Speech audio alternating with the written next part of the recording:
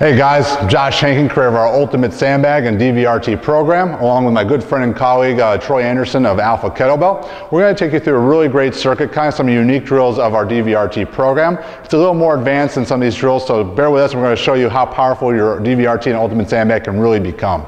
So what we're going to begin with in our program is what we call a rotational lunge clean with a dead stop. So what Troy's going to do, he's going to lunge back, he's going to pause, so we're going to dissipate any elastic energy he has, and he's going to push up, right to the clean. Beautiful job, Troy. He can come down, drive, nice. Now, if he's not as proficient, he can come down in the middle and then reset into the clean.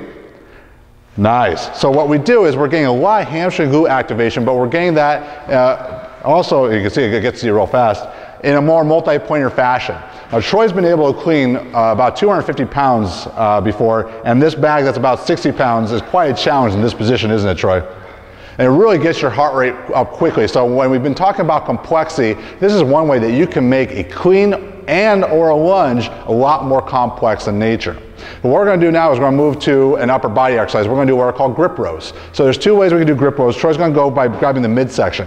The cool thing about working grip, and even if you're a young lady that sort of not really concerned with hand strength, the fact of the matter is there's research saying that the better your grip, the better your rotator cuff can be. So this is a great way of building up both. And when you engage your hands, you're going to get more of your upper body in play as well. So you can grab the midsection of the bag and pulling that right up. And you can see what's happening with Troy in a bigger bag, it's a little more loosely filled, is that the bag will droop down on you and actually becomes harder of a rowing motion. Nice job, Troy.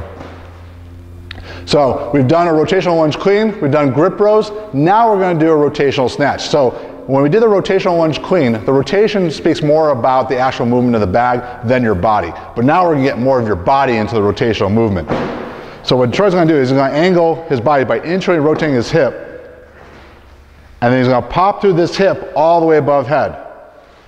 Nice. He's going to come back down, right to the other side. And then internal rotation of the hip, so it becomes a single leg snatch in a multi-planar state. Again, adding complexity to your drills really expounds the effectiveness of your workouts.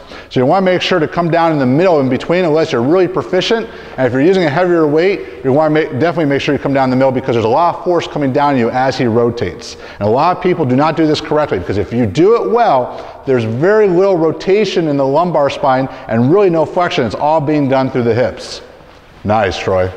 And the last drill we're going to do is one that we haven't shown before. What we're going to do is show you how you can optimize the Ultimate Sandbag in a horizontal pressing action. It doesn't work really well with typical bench pressing, but this is a really great drill.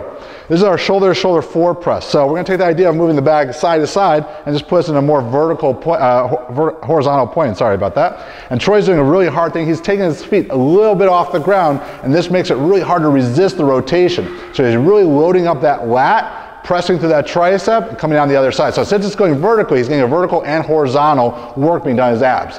If this was too hard, he could always bend his knees and make it a lot easier by decreasing the lever arm, or he can increase the weight of the bag. You're probably going to play with the leg movement before you do that of the bag itself. Nice job, Troy. So the beautiful thing is this is a great 4-exercise circuit that's not going to leave any muscle untrained. You're working in multiple planes, working on power, strength, stability, and conditioning all at once. So check us out more at ultimatesandbagtraining.com.